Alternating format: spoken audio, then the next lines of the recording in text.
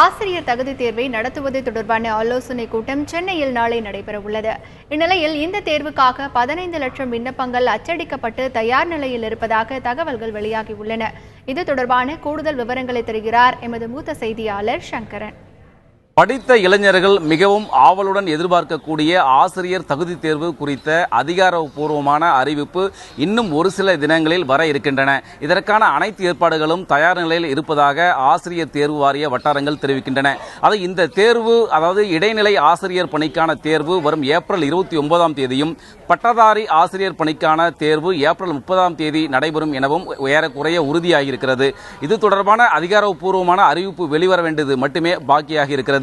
இந்த நிலையில் இந்த தேர்வுக்காக 15 லட்சம் விண்ணப்பங்கள் அச்சடிக்கப்பட்டு தயார் நிலையில் இருப்பதாக ஆசிரியர் தேர்வு வாரிய வட்டாரங்கள் நமக்கு தெரிவிக்கின்றன.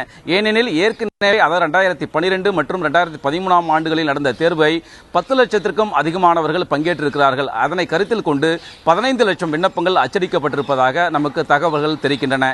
இதற்கிடையே இந்த தேர்வுகள் மூலம் எத்தனை பேர் பணி நியமனம் செய்யப்படுவார்கள் என்ற எதிர்பார்ப்பும் படித்த இளைஞர்களிடையே ஏற்பட்டிருக்கிறது. இந்த விஷயத்தை பொறுத்தவரை இந்த எவ்வளவு காலி பணியிடங்கள் இருக்கின்றன என்பது குறித்த கணக்கெடுப்பு நடந்து வருவதாக பள்ளிக்கல்வித்துறை அமைச்சர் பாண்டியராஜன் ஏற்கனவே தெரிவித்திருக்கிறார். அதன்படி தொடக்க கல்வித்துறை மற்றும் பள்ளிக்கல்வித்துறையில் ஆசிரியர் காலி பணியிடங்கள் குறித்த கணக்கெடுப்பு நடந்து வருகின்றன. எப்படி இருந்தாலும் ஒரு 7000 முதல் 8000 ஆசிரியர்களை இந்த தேர்வு மூலமாக பணி நியமனம் செய்யப்படுவார்கள் என்ற தகவல்கள் வெளியாகியிருக்கின்றன. அதே நேரத்தில் அரசு உதவி பெறும் பள்ளிகளில் கடந்த 5 ஆண்டுகளுக்கு மேலாக 7000த்திற்கும் மேற்பட்ட ஆசிரியர் பணியிடங்கள் நிரப்பப்படாமலேயே இருக்கின்றன. இந்த பணியிடங்களுக்கும் சேர்த்து இந்த தேர்வு மூலமாக பணி நியமனம் செய்வதற்கு அரசு முன்வர வேண்டும் என்பது பட்டதாரிகளுடைய கோரிக்கையாக இருக்கிறது. இதற்கிடையே இந்த தேர்வுக்கான ஏற்பாடுகள் குறித்து ஆய்வு செய்வதற்காக நாளை சென்னை டிபிஐ வளாகத்தில் உள்ள ஆசிரியர் தேர்வு வாரிய அலுவலகத்தில் 32 மாவட்டங்களைச் சேர்ந்த மாவட்ட முதன்மை கல்வி அலுவலர்களுடைய ஆலோசனை கூட்டம் நாளை நடைபெற இருக்கிறது.